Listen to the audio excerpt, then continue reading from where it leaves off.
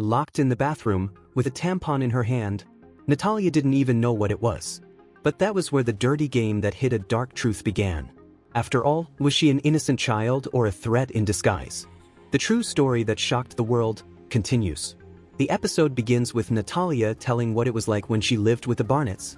Natalia is in the bathroom when Christine comes in and says she can't stand seeing blood-stained socks around the house anymore and hands Natalia a tampon. She gets confused and says she doesn't know how to use it. Christine says she'll teach her and locks them in the bathroom. This is all a story that Natalia is giving to Detective Brandon. He asks if she had already menstruated at the time and she answers that Christine said she had. Brandon gets confused and apologizes for the sensitive questions. Natalia seems quite confused. It's as if she's not sure if she actually menstruated or not. Natalia gets quite uncomfortable and tells Brandon that he doesn't want to know what really happened. The scene cuts to Natalia at school trying to write an essay about herself and with her eyes still sore from the pepper spray that Christine sprayed in her face. She doesn't know what to write and the time for the test is up.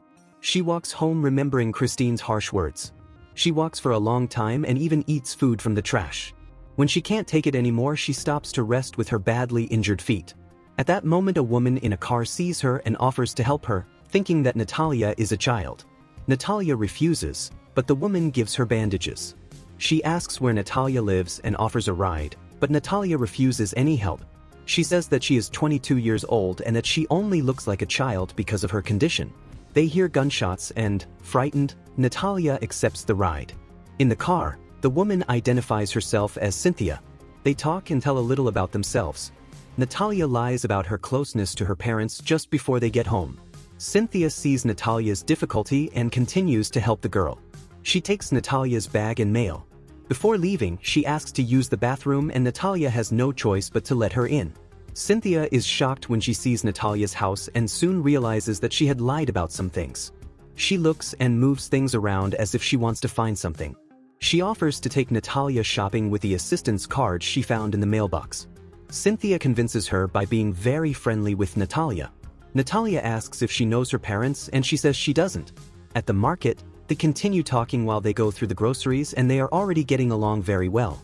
Cynthia says that she has 7 children and Natalia says that she would also like to be a mother someday. The cashier interrupts because the groceries are already ready. Cynthia invites Natalia to dinner at her house and Natalia accepts. So she suggests swiping Natalia's card and using what they bought for dinner. Natalia accepts and pays for the groceries. At Cynthia's house, Natalia is a little uncomfortable because she should be home by now and everything is happening too fast. Inside the house, she meets Cynthia's family. Everyone welcomes her very well and Cynthia lets her choose dessert. At dinner, Cynthia's husband arrives home and everyone is already at the table. They pray. He notices Natalia's presence and mistakes her for a child, but she explains it as usual. Cynthia's daughter invites her to movie night and she agrees to stay a little longer. She feels at ease. She was feeling very lonely and sad with everything she has been going through and falls asleep. She wakes up in the middle of the night and sees Cynthia and her husband talking about her and the children. She realizes that Cynthia's children are adopted and that they are going through some difficulties. She falls asleep and is woken up the next morning by Cynthia to go to church. Natalia says it is Tuesday and Cynthia says that this is their custom. Cynthia's husband is the pastor of the church. They attend the service and afterwards Cynthia takes Natalia to the doctor without telling her.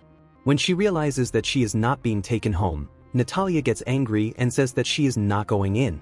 Cynthia says that she brought her to see her injured foot and that she will not leave until she has an appointment. Inside the office, the doctor examines her carefully and asks Natalia if she is really 22 years old. Natalia says yes and the doctor asks when her last period was. The girl says that she does not know because it was a few years ago. Cynthia interrupts the doctor and says that they went to see Natalia's foot, but the doctor insists. Cynthia disagrees with the doctor and they start to argue. Before letting them go, the doctor asks them to do more tests so that she can carefully analyze Natalia's case. In the car on the way home, Cynthia asks if Natalia receives any disability benefits and if her parents send her any money. She suggests that she transfer the money to someone else, who would supposedly take better care of her and the money. Natalia says that her parents would know if she did something. In that case, Cynthia suggests that Natalia transfer the receipt to her. Natalia starts to think it's strange. Cynthia suggests giving Natalia a bath and taking care of her appearance.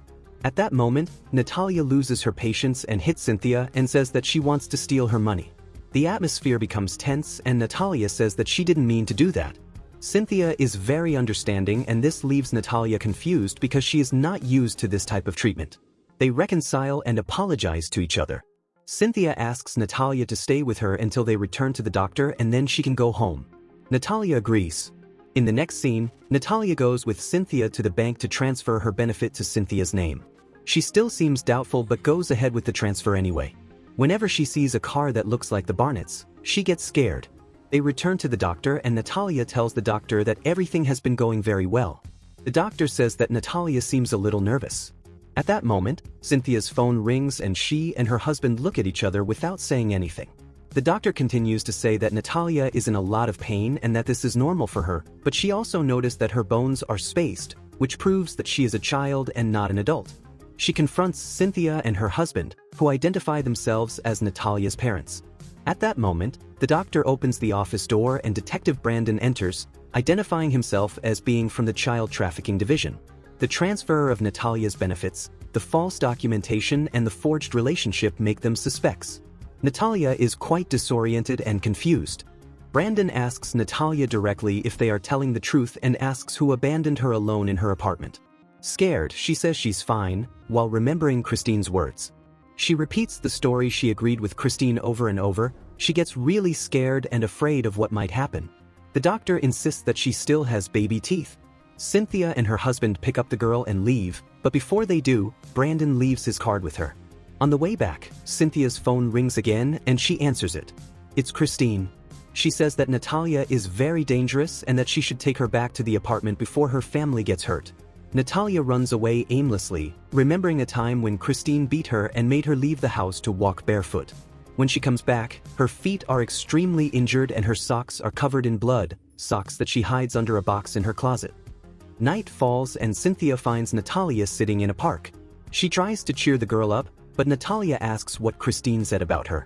Cynthia responds that she repeated all the accusations she had made before and even said that Natalia tried to steal her husband. Natalia denies the last accusation in particular and begs Cynthia to believe her. Natalia says that Christine is right about some of the accusations and that she doubts herself and that no one will love her. Cynthia says that she already loves her even after such a short time. They hug and Cynthia takes her home and gives her a bath while they talk. Natalia feels at home for the first time.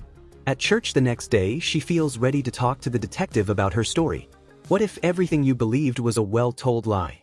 Natalia, victim or manipulator? Child or adult? The truth still seems to be buried under layers of fear, pain, and silence.